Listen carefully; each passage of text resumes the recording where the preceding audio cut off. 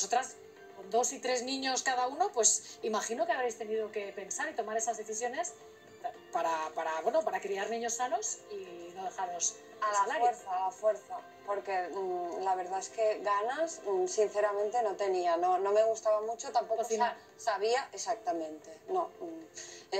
Y en mi casa siempre se ha cocinado, pero, hijo, he tenido interés cero, no lo sé, y a la fuerza a la que he sido madre, pues me he tenido que poner, ¿no? Pero sí que es verdad que me gustaría destacar un poco lo que ha dicho ella, que falta educación a nivel de alimentación. También hemos hablado de falta de información o de educación, de financiación. Es un poco un oxímoron porque estamos hablando de las generaciones más preparadas, que estudiamos un montón hasta los 24 años, pero resulta que a la práctica tampoco sabemos demasiado de nada.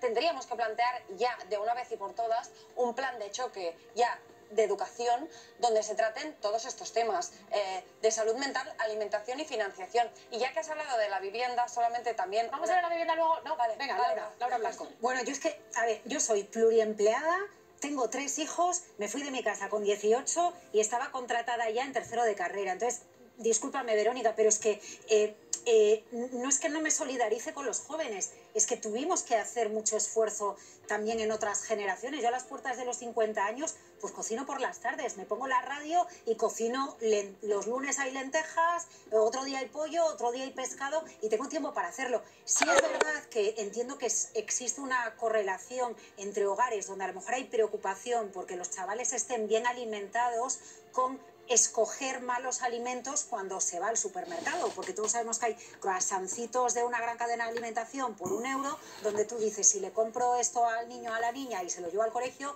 va a tener energía de sobra, cuando es mucho más sensato comprar una barra de pan de las de toda la vida y un poquito de embutido para que se tomen el bocata o pararse. Cuidado, yo os he dicho lo del pluriempleo por poner el tema encima de la mesa. En España hay 600.000 personas que están pluriempleadas. Es muy probable que en rentas bajas, bueno, muy probable no, los datos nos dicen que hay más pluriempleo en rentas bajas. Si una persona tiene trabajo por la mañana, trabajo por la tarde... Cuando cocina, claro. Y cuando cocina y cuando se puede parar a darle a los chavales y tener la paciencia de darle a un niño pequeño un plátano, porque los niños prefieren un tigretón que un plátano o que una manzana. No, pero eso es educar a tus hijos al final. Es que claro, pero ¿quién manda? ¿El niño o tú, caramba? Claro, pero quiero decir que eso también requiere tiempo y eso afecta a la alimentación, Verónica, pero afecta también a poderte parar con tus niños en los estudios. Por eso yo reclamo que las políticas predistributivas, las de los gobiernos, las que están focalizadas en la educación, centren más el tiro para intentar corregir la desigualdad desde abajo, porque en entornos familiares donde no se puede dedicar tiempo a una alimentación más sana o a una educación o ayudar a hacer los deberes en coles, por ejemplo, públicos que son bilingües, lo que no se haga en un entorno educativo, a veces la familia no lo puede hacer. Y si tu situación es precaria, nunca vas a poder salir de esa situación. Entonces nunca vas a poder ascender socialmente. Y por eso creo que para eso se están recabando impuestos, sean el 33 que decíais en un país o sea el 24, porque hay países en Europa donde, por ejemplo, el IVA es igual en todos los países y en España tenemos IVAs diferentes en función del producto, ¿no?, del que estemos hablando, para recaudar dinero para luego redistribuir. Bueno, pues aquí nos ha contado la estrategia Laura Blanco para padres y madres: cocinar por la tarde mientras se escucha la radio, se está bien informado, sus lentejitas buenas y nutritivas.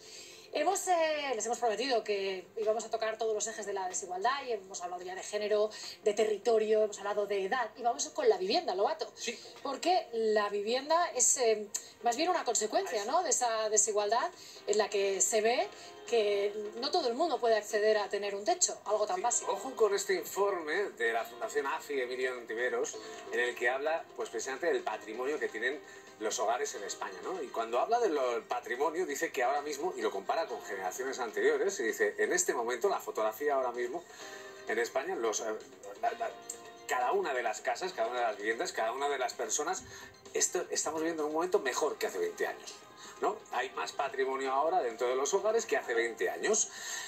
Pero también dice una cosa, dice, esto está señalado y está focalizado en las rentas más altas y en las personas más mayores. O sea que hace 20 años, vamos a ver cuál era ese patrimonio, cuál era la riqueza de las familias, era de 3.038.000, entiendo, ¿En euros? millones de euros. En millones de euros. En millones de euros, ¿vale? O sea, y billones. lo que hemos visto es que en los últimos años el ahora? peso, porque esa es la auténtica cuestión moyal de todo esto, es que es precisamente el patrimonio donde ha crecido es gracias a la parte inmobiliaria que se ha visto triplicada en este tiempo. ¿Has visto cómo? Y ahí vemos los 9 millones ya y 6, o sea, se triplica y se duplican. Es decir, el valor dentro del patrimonio es 3 veces más grande, ¿vale? Eso significa una cosa, que ha habido una generación que gracias a esa inversión que en su momento hizo inmobiliaria para vivir, no necesariamente para especular, para vivir, ahora su patrimonio es mayor. Esa vivienda es mucho más cara, ¿vale? Pero eso implica que hay un montón de gente que no ha podido acceder a esa vivienda, ¿vale? Entonces nos encontramos con esto. Los jóvenes, entonces, en el año 2000, esto significa que 3 de cada 4 niños más de jóvenes en ese momento tenían una vivienda en propiedad. Los 2000, ¿eh? 3 de cada 4. Estamos hablando de que 1 de cada 3. Ahora es 1 de cada 3, o sea, en 2022 solo el 36% de los jóvenes tienen una vivienda en propiedad. Claro, estamos hablando de que ha ido... El paradigma ha cambiado, está claro. Esto. El paradigma ha cambiado en ese sentido cuando siempre nos ha estado diciendo, oye, España sigue siendo un país de propietarios. O como mínimo de intención de ser propietarios. Sí, porque la intención sigue, claro. Quedando con esto. Entonces, cuando hemos visto que una generación entera ha visto cómo crecía su patrimonio gracias a la vivienda, hemos visto cómo hay una generación que se empobrece gracias a la vivienda. Porque, salvo esas personas que sí que tengan esa vivienda en propiedad por herencia, por cesión o por lo que sea, estamos hablando de que si quitamos, por ejemplo, en el esfuerzo que nos supone cada mes, la persona que compra un 22% de esa vivienda, de ese núcleo, en la renta de ese 22% queda sustraído por la vivienda, solo por tener un techo, el 33% en el caso del alquiler. Esto es la media de España.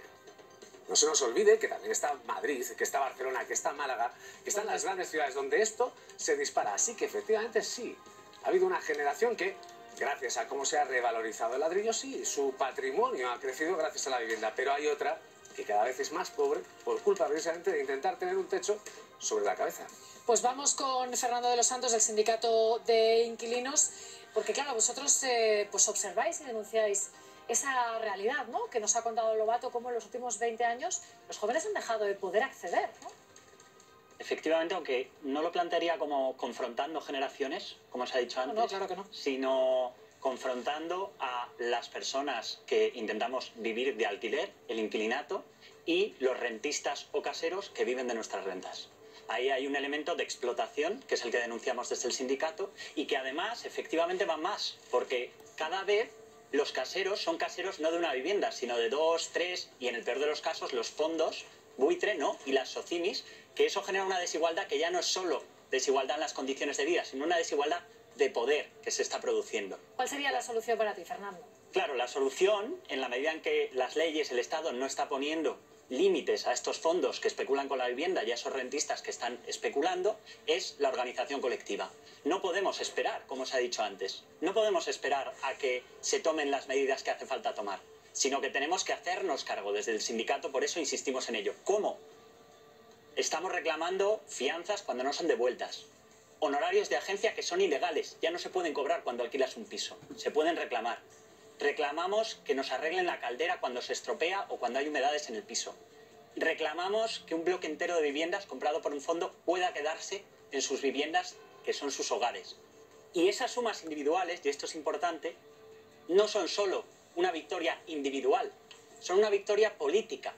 Porque cuando sumamos todas esas luchas y conseguimos todo eso, el mensaje que estamos enviando es que con nuestras viviendas no van a hacer negocio, que han venido a un sitio en el que no pueden especular. Y el mensaje que enviamos, por otro lado, a los gobernantes es que estamos movilizados y movilizadas para cambiar las cosas y para luchar por nuestros derechos. Entonces, y con esto termino, lo que animaría es a que las personas que les preocupa este tema o que están teniendo un conflicto, que vengan al sindicato de inquilinas e inquilinos para luchar por sus derechos. Porque cuando una persona lucha por sus derechos, no solo está luchando por los propios, sino por los de todos. Gracias, Fernando. Javier Díaz Jiménez, desde luego, creo que lo que comentaba Fernando, un inquilino que le pongan la caldera, que le arreglen lo que le tengan que arreglar, eso es perfectamente lógico y debería estar ocurriendo. Pero luego hay un mercado en el que los precios están disparados y en el que es el mercado que tenemos, ¿no? ¿Cómo valoras tú esta situación? Mira, las cosas que son delitos que se tienen que denunciar en los juzgados y los contratos que no se cumplen, pues se tienen que denunciar en los juzgados y por supuesto que sí, y la acción colectiva pues casi siempre es más fructífera que la acción individual, ¿no? Entonces no tengo nada que objetar a eso. De todo lo que ha dicho solo hay una cosa que no es verdad: de los que viven de nuestros alquileres. De tus alquileres no viven de su esfuerzo que les ha permitido comprar la vivienda que tú decides alquilar. ¿Okay? Que es distinto, porque algunos serán grandes propietarios y otros serán pequeños propietarios que a lo mejor tienen su ahorro y han decidido alquilar tu vivienda y tú has decidido alquilársela, porque no estás obligado a alquilarle la vivienda a nadie, ni nadie está obligado a alquilarte la vivienda a ti. O sea que las viviendas no se las han regalado a nadie. Esas personas, sean propietarios de pequeñas viviendas, las han comprado con su esfuerzo. ¿Qué se puede hacer? Pues mira, al final lo que ha pasado es la población en España ha aumentado mucho, los centros de las grandes ciudades no han cambiado nada, siguen siendo exactamente lo mismo que eran antes, han venido mucha población transeúnte, hemos tenido afortunadamente muchos inmigrantes, ahora tenemos nómadas digitales, 100 millones de turistas que vienen a vernos y claramente la demanda y la oferta no están acompasadas porque seguimos con una ley del suelo que es muy restrictiva y con unas administraciones públicas que no cumplen el mandato constitucional de garantizar una vivienda digna a todo el mundo. No tenemos y esto ha sido desde que empezó la democracia, realmente. En toda la sucesión de administraciones públicas han hecho una dejación absoluta de su obligación de favorecer el alquiler, sobre todo para los jóvenes, de crear un parque suficiente de vivienda pública en alquiler. No lo tenemos. Y si no vas a hacer eso tú, pues por lo menos facilita, permitiendo, modificando la ley del suelo y liberalizando la ley del suelo y haciendo posible que el sector privado haga lo que tú no estás haciendo, que es construir más viviendas, ¿no? Carlos, Luis, tú me has dicho que querías hablar de vivienda. Sí. Y de alguna manera también contarnos cómo era antes, que tampoco era fácil acceder a una vivienda, ¿no? Bien, ¿cómo es ahora? El 80 o tal vez más de los pensionistas viven en una casa que es de su propiedad, mientras que la juventud no consigue que ese derecho constitucional a la vivienda conseguirlo. Como nos quedamos en esos datos, vamos mal. Vamos a hacer un poco de historia. Mis padres, vuestros abuelos, en muchos casos fueron inmigrantes del campo a la ciudad, a las grandes ciudades industriales, Madrid, País Vasco, Barcelona. ¿Y en qué condiciones vivían? Nos acordamos del chabolismo, en Madrid todavía ya existe. Y en muchos casos en una habitación con derecho a cocina. Y ahí vivía una familia. ¿Cómo se consiguió ir mejorando la situación? Por supuesto luchando, no de forma individual, colectiva, como clase, en la fábrica, en el trabajo, también en la vivienda. Lo que ha dicho el compañero, sindicándose. Y así es como se avanza.